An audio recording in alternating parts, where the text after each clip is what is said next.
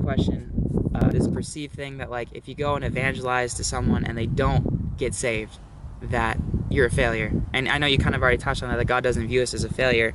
And that, I've heard the term from someone, this guy named Jason Neal. He's an evangelist, and he talked about using a scale, in a sense of how when you meet someone and you evangelize to them, that maybe they're at like a -3, and that once they get to 0, they choose Jesus, but they're like at a -3, so they're not really open to God. But that if you share with them and they get to a -2, that's a success.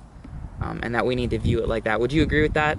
Absolutely. That's an area that my perspective has changed. When I first became a Christian, I really wanted everybody to get saved, and I felt like that was really successful. And if they didn't, I felt like I must have done something wrong. Right. So I see it exactly the same way. I use that same scale thing, that a lot of people are far, far from the Lord. Maybe they're a -10. And all we do is we show the love of Jesus. We're kind in our interaction with them. That just makes them go, huh, that's what Christianity is all about. And it does. It brings them one step closer, where in the past they have had resistance within their heart. It's given me a lot more freedom. I don't feel as tense when I witness because of that concept.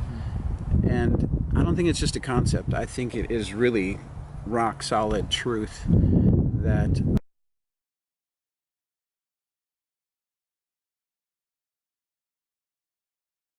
one step closer is fruitful in God's kingdom. How many steps did it take in your life, Justin? Where were you at once upon a time? I remember running up to give my life to Jesus when I was 6 years old at a Salvation Army Bible camp. But nothing really changed until I was 16.